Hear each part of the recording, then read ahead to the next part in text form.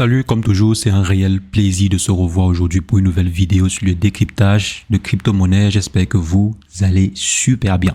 Alors, les amis, aujourd'hui, on va décortiquer ensemble un projet très intéressant, donc l'évolution d'un projet très intéressant, à savoir le projet CoreDAO. Maintenant, on a vu que le marché a explosé il y a quelques temps. C'est vrai qu'aujourd'hui, on subit une forte correction sur le marché. On est à 6,59% sur le marché global. 6,59%, c'est quand même énorme. Si on vient ici, on voit que le Bitcoin est à 6,91, Ethereum 6,39. Si on vient ici, on voit que BNB 4%, et les mêmes coins, c'est plus fort. Donc là, on est à Dogecoin 13%.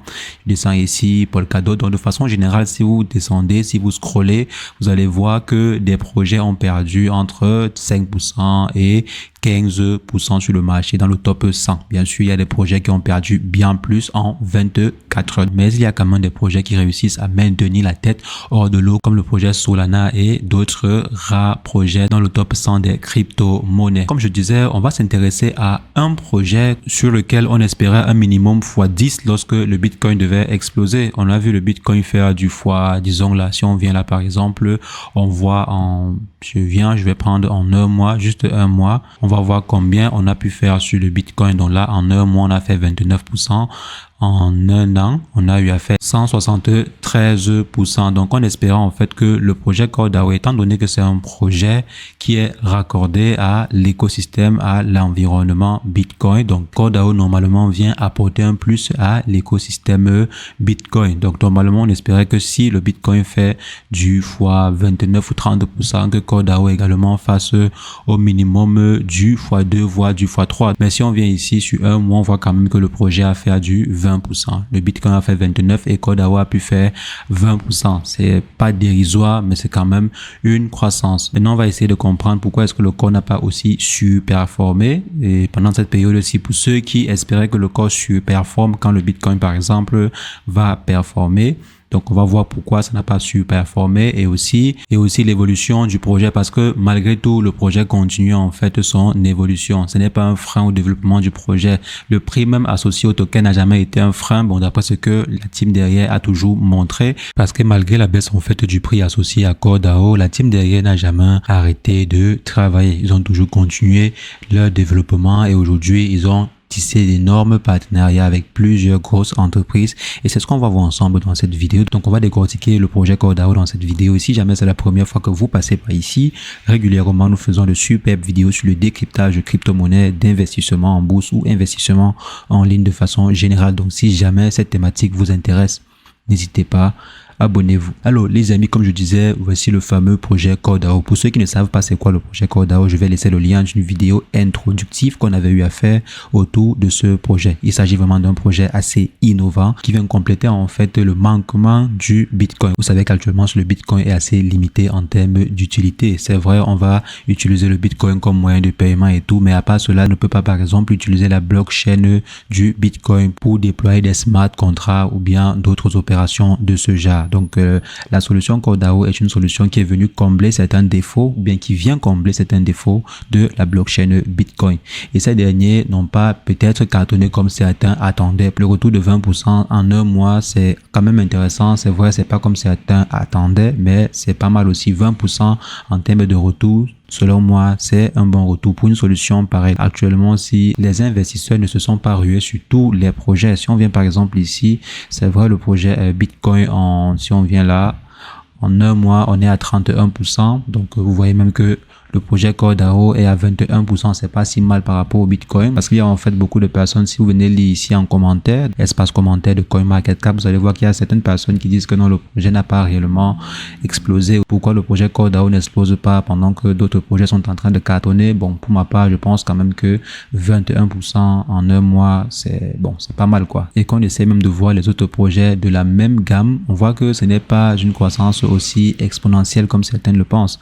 Si on vient même simplement ici sur le projet Ethereum, c'est vrai que Ethereum ne fait pas exactement partie de la même gamme. Mais si on compare un peu la croissance, vous voyez qu'on n'est pas si loin que ça. Donc 20%, 31%, ce n'est pas si loin. Donc ceux qui disent que le projet n'a pas réellement explosé moi je pense que le projet s'est battu. Maintenant le projet peut-être n'a pas fait du x2, 3, 4 ou 6 à cause de l'augmentation de la circulation, donc des tokens en circulation. Comme vous voyez par exemple ici, généralement je pense que la team a un mécanisme pour augmenter la supply en circulation. Donc le fait d'augmenter aussi peut impacter la croissance du prix associé au token en question. Mais je pense que c'est une stratégie qui avait déjà été pensée depuis. Donc si vous faites partie de l'écosystème en question, vous devez savoir que cette supply en circulation, s'il devait normalement augmenter, ça va continuer en fait d'augmenter. L'autre raison principale, c'est juste les investisseurs. Les investisseurs en fait ne se sont pas beaucoup penchés sur des projets comme CoreDAO actuellement. Si vous allez voir que les investisseurs se sont beaucoup plus penchés sur le Bitcoin et également sur les mêmes coins. Donc il y a le Bitcoin et quelques projets comme Solana, Ethereum par-ci par-là, mais de façon générale,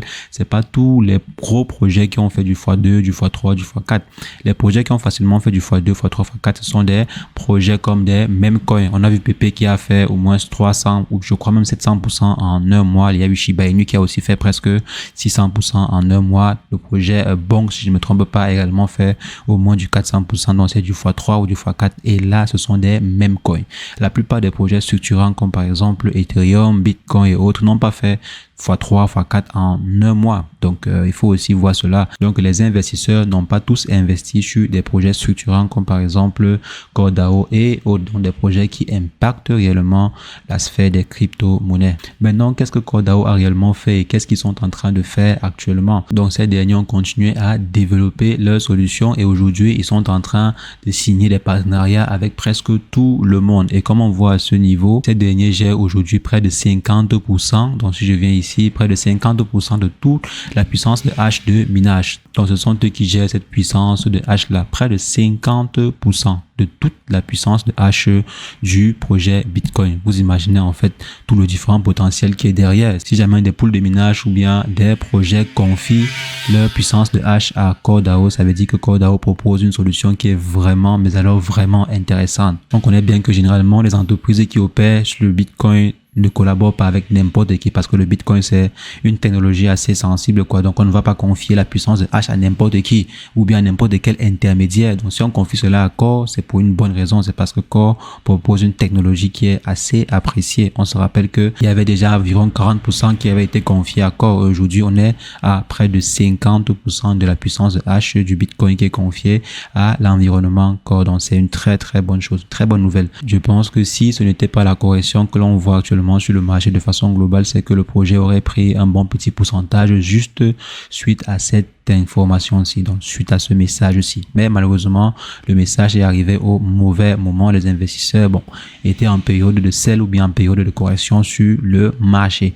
Donc maintenant ici, on voit qu'ils ont également collaboré. Ils sont en train de collaborer avec d'autres géants du secteur, comme par exemple Orphi, qui intègrent ainsi les solutions de CoreDAO dans leur propre écosystème, Et c'est une bonne chose. Il n'y a pas simplement que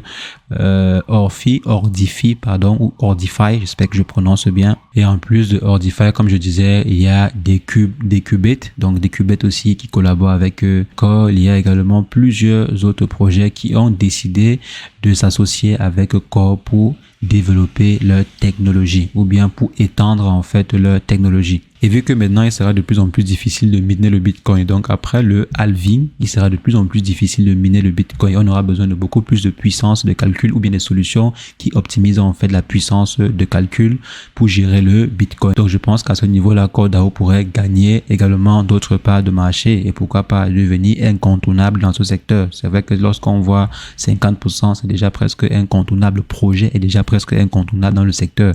Mais je pense qu'avec l'avènement du halving, il y a de fortes chances que d'autres partenariats soient tissés avec d'autres entreprises pour vraiment gérer cette puissance de hash là, parce que ça risque d'être le nerf de la guerre après le halving, vu que la récompense sera moindre et il faudra beaucoup plus d'efforts pour pouvoir miner ne serait-ce que un Bitcoin. Et c'est là que les choses pourraient devenir vraiment intéressantes pour le projet Core. Et aussi lorsqu'il y aura une adoption un peu plus massive du Bitcoin, et lorsque certaines entreprises qui ont amassé 10 000 Bitcoins, 100 000 Bitcoins ou bien tellement de Bitcoin voudront s'intéresser de plus près à la blockchain Bitcoin et pourquoi pas créer des utilités à l'écosystème Bitcoin, penseront à des solutions comme Core pour pouvoir donner une certaine utilité à leur écosystème. Ce serait intéressant si j'avais par exemple d'autres solutions dans l'écosystème Bitcoin. Aujourd'hui, les gens qui possèdent des Ethereum, ils ont la possibilité de pouvoir opérer dans d'autres projets qui appartiennent à l'écosystème Ethereum. Je pense que ce serait une très bonne chose et c'est là que interviendra sûrement la technologie ou bien l'une des technologies développées par CoreDAO. Mais tout ceci, bien sûr, comme je dis toujours, ça reste des analyses, on n'est pas encore sûr, mais ça reste probable. Maintenant, après que la solution soit utilisée, la solution développée par CoreDAO soit utilisée, est-ce que cela va impacter fortement le prix?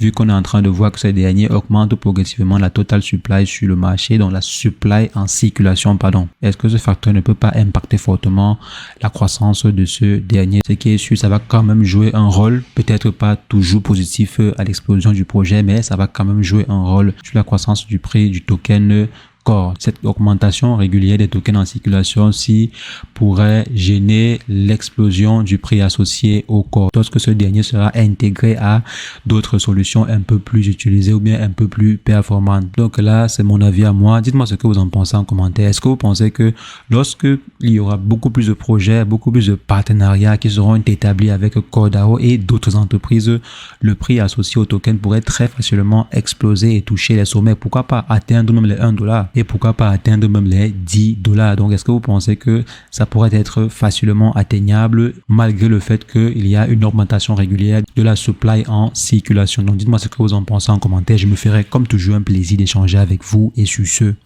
portez-vous bien. Ciao, ciao.